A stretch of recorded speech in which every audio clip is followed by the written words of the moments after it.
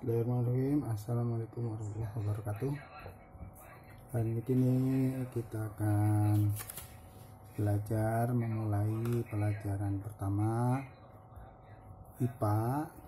Ya, perkenalkan dulu yang mengajar kalian kelas 9A untuk IPA saya Pak Solehudin. Nah, mudah-mudahan dari perkenalan ini menjadi lebih memperhatikan ya. Mohon untuk semuanya karena ini pelajaran yang penting, jadi perhatikan baik-baik ya. Nanti lain kali kita juga akan pertemuan dengan meeting, misalnya dengan Zoom atau dengan Google Meeting. Nah, karena sekarang kita menggunakan Google Classroom ya, nanti belum kelihatan mukanya mungkin ya. Baik, kita akan belajar IPA.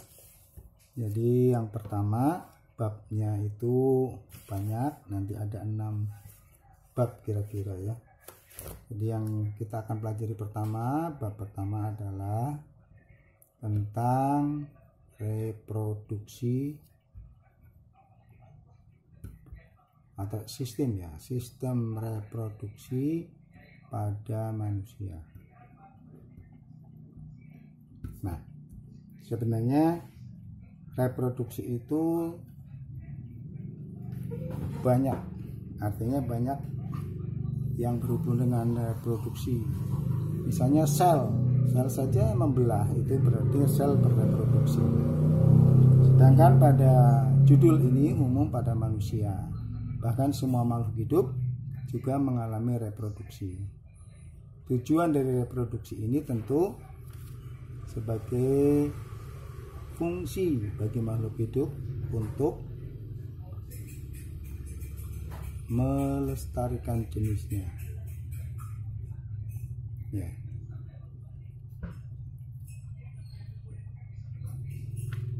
Nah, kalau kita manusia berarti agar manusia itu tidak punah, maka reproduksi itu diciptakan oleh Allah Subhanahu wa taala untuk melestarikan supaya manusia tetap ada sampai sekarang, dari zaman dahulu kala, dari zaman Nabi Adam.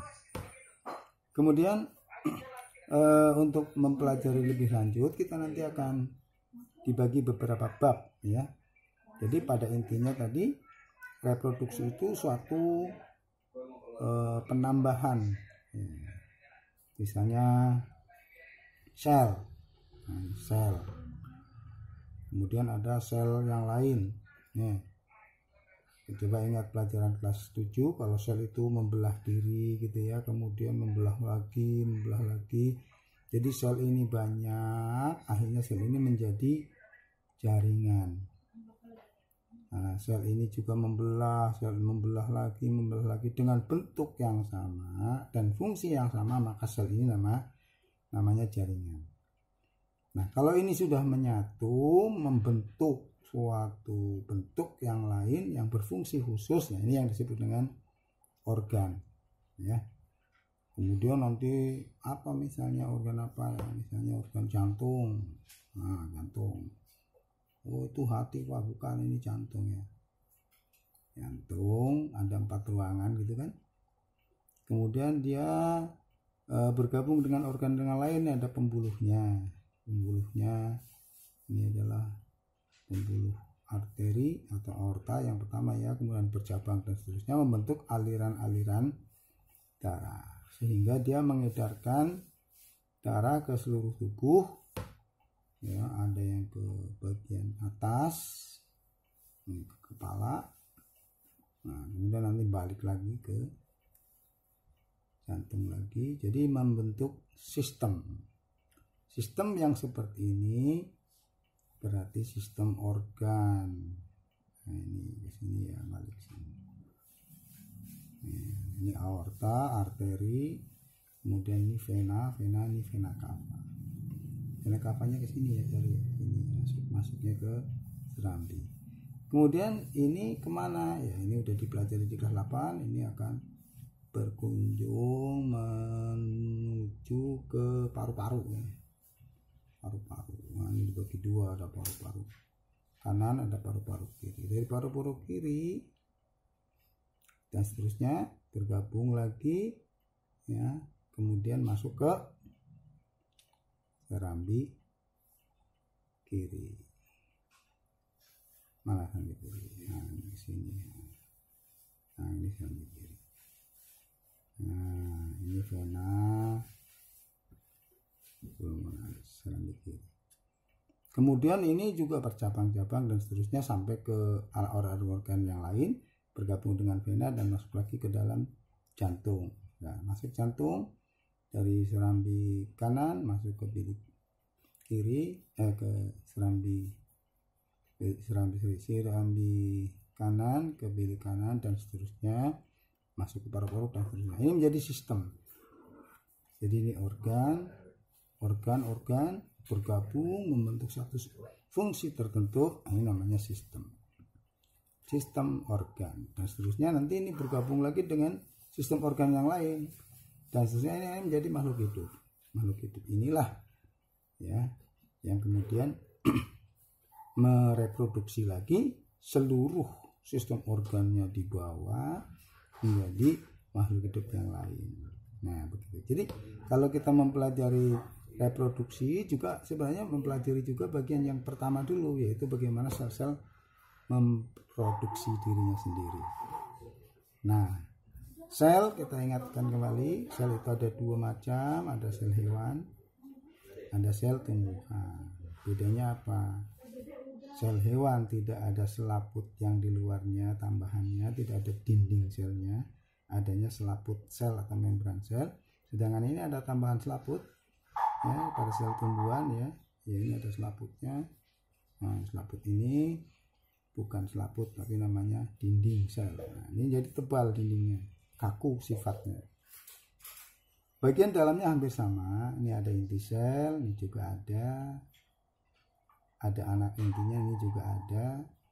Kemudian ada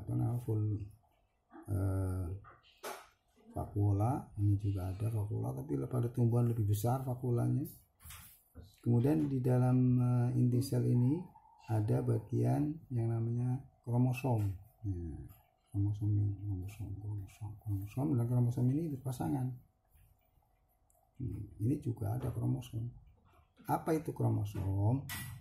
Kromosom itu kalau digambarkan dibesar kira-kira. Ini sebenarnya nggak seperti ini, tapi ini supaya bisa dipahami ya. Ini kromosom ini berpasangan. Jadi ada berpasangan. Ada kromosom dan kromosom ini ada gen. Nah, ini gen juga nanti akan diberitahukan. Gen itu sebenarnya protein. Ya, tapi dia mempunyai fungsi untuk membawa sifat-sifat dari makhluk hidup ini. Ini sel manusia misalnya, ini gen-gennya membawa sifat-sifat manusia. Apa tuh? Misalnya hidungnya mancung, ini dari ayah nih. Ayah membawa sifat hidung mancung, itu terekam di sini. Ya, kemudian ibunya juga hidungnya mancung, ini terekam di sini. Nah, ini gen namanya ya. Ini warna kulit, ini tentang warna kulit, ini tentang warna kulit dan seterusnya. Jadi kromosom ini berpasangan. Nah, pada manusia jumlah kromosom manusia itu di 23 pasang setiap sel. Karena 23 pasang berarti jumlahnya ada 46 buah. Nah, sel-sel yang mempunyai kromosom berpasang-pasang ini disebut dengan sel atau kromosomnya, selnya berkromosom diploid. Nah, diberi kode 2N. Nah, kemudian setiap sel apakah kromosomnya berpasangan? Ternyata ada yang tidak. Nah, yang tidak itu pada sel kelamin. Nah, bagaimana sel kelamin? Sel kelamin itu misalnya sel telur ya, pada yang perempuan ovum ya. Kemudian pada yang laki-laki spermatozoa. Nah, itu tidak berpasangan, jadi hanya 23 buah saja. Nah, ini namanya sel haploid. Nah, itu disebut sel haploid, kodenya N. Nah, N saja. Oke. Nah, kita akan mempelajari pembelahannya, tapi harus tahu dulu asal usulnya ya. Nah, juga bagaimana membelah dirinya, kita akan lihat ada beberapa cara. Ternyata untuk membuat sel yang 23 pasang ini disebut sel diploid. Ini di mana adanya? Di setiap sel. Jadi di setiap sel kecuali sel kelamin. Sel kelamin itu apa? Ya ini. Sel kelamin tidak berpasangan. Sel kelamin ini disebut dengan gamet atau sel kelamin. Nah, itu. Jadi yang kromosomnya berpasangan adalah sel di setiap sel kecuali sel kelamin. Ini disebut sel yang selain sel kelamin disebut dengan sel somatis. Ya, kalau yang tidak berpasangan, ya, kromosomnya ini kan berpasangan. Kalau yang tidak berpasangan, kromosomnya disebut selnya disebut sel gamet. Kromosomnya disebut sel kromosom haploid, gitu ya. Nah, bagaimana dia bisa membelah dan seterusnya kita akan pelajari. Ini dia. Ini masih dalam cakupan sistem reproduksi manusia. Jadi proses pembelahan selnya begini. Ada dua macam proses pembelahan sel. Yang pertama, ini proses pembelahan sel yang biasa, itu menggunakan cara proses pembelahannya disebut pembelahan mitosis. Jadi mitosis itu pembelahannya bagaimana? Ya, di mana terjadinya? Terjadi pada sel somatis, yaitu selain sel gamet, somatis. Nah. Kemudian ada pembelahan sel yang disebut dengan meiosis. Nah, ini terjadi pada sel gamet atau sel kelamin. Proses pembelahan sel itu mempunyai beberapa tahap. Yang pertama, jadi ini mula-mula sel dalam kondisi tidak membelah diri ya. Nah, jadi ini nggak kelihatan kromosomnya, ini masih berbentuk bulatan-bulatan, lingkaran-lingkaran, ya. Kemudian ini ada bagian inti, ini ada selaput intinya. Nah, ini selaput sel atau membran sel. Nah, tadi ada vakuola yang banyak makanannya. Ini makanan ada juga di cairan sel atau disebut dengan sitoplasma. Nah, di dalam sel hewan itu ada bagian yang bisa mengatur atau bisa membantu, bukan mengatur. Kalau mengatur, yang mengatur tetap inti sel.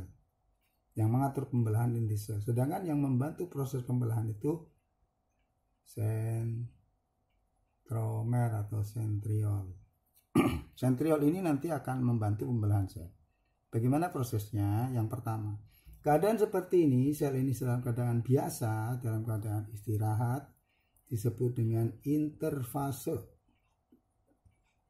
Nah, ini fase istirahat. Kemudian selanjutnya, sel ini membelah. Proses pertamanya adalah dinding inti sel atau selaput inti sel ini mulai menghilang. Di dalamnya kromosomnya sudah membelah. Ya, membelah tadi kan berpasangan. Jadi kalau digambarkan di sini ada 23 pasang, tapi digambarkan 3 pasang ya. Sekarang membelah ini, membelah. Ini juga membelah. Jadi yang tadinya 3 pasang berarti 6 sudah menjadi 12. Kalau begitu tadinya 46 berarti sudah menjadi 2 kali 46. Ya, ini membelah ini. Bagaimana kondisinya? Kondisinya itu disebut dengan profase. Jadi ini selnya kromosom sudah membelah.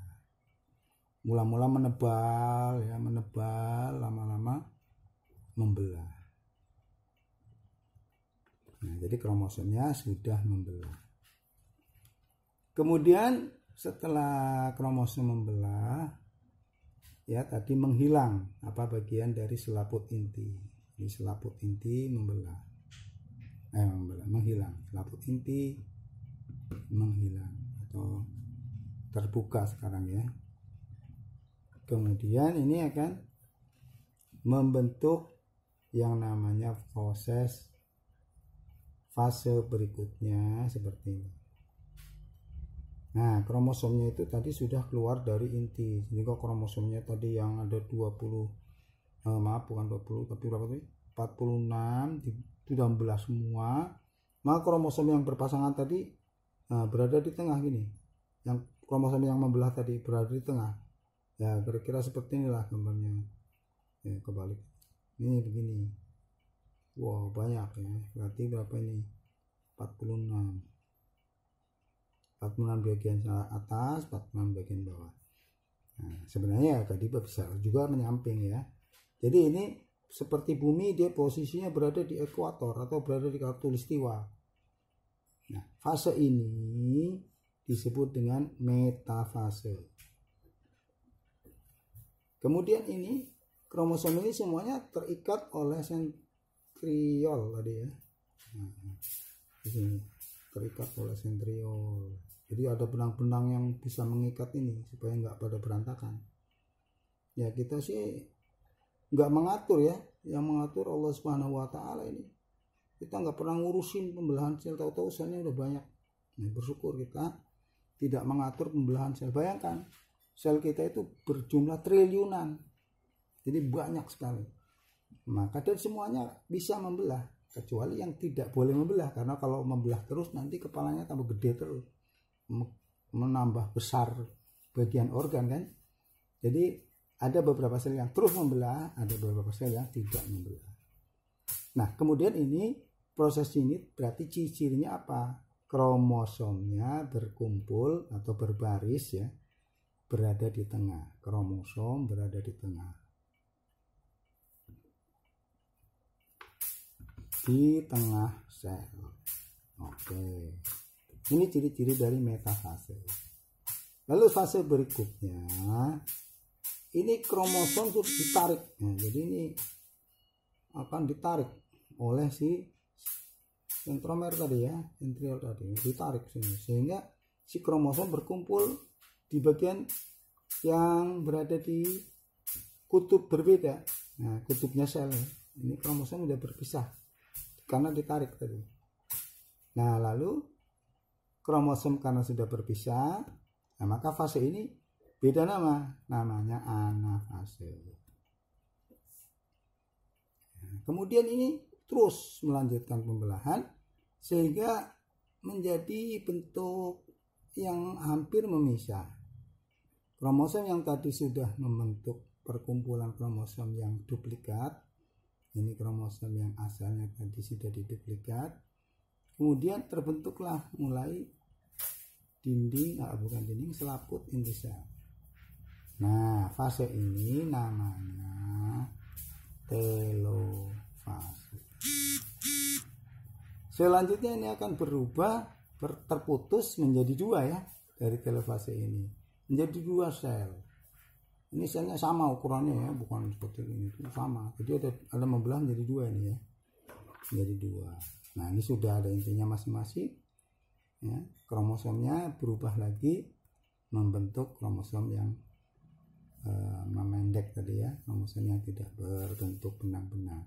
Kemudian sel ini semuanya diduplikat, termasuk sentriol yang menduplikat, sentriol yang ini, kemudian ada apa tadi, vakula. Dan masih ingat ada efek mitokondria yang bentuknya begini ya, mitokondria bentuknya seperti ini.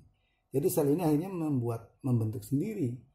Nah, ini sel anak namanya. Berarti anaknya ada berapa? Ada 1, 2. Jadi 2 anak. Kalau begitu proses pembelahan mitosis, ini tadi mitosis, terbentuk anak atau berbentuk anak sel 2. Bagaimana sifatnya? sifatnya sama dengan induknya. Tadi ini berpasangan, ini juga berpasangan. Karena tadi ini dibentuk 46 kali 2, ini kemudian di sini berarti 46. 46 menjadi 23 pasang. Ini 23 pasang, berarti sifat si anak ini adalah diploid. Ini juga diploid. Demikian untuk pembahasan pertama tentang pembelahan sel secara mitosis. Nanti lain kali kita lanjutkan dengan pembelahan sel secara meiosis. Terima kasih atas perhatiannya. Assalamualaikum warahmatullahi wabarakatuh.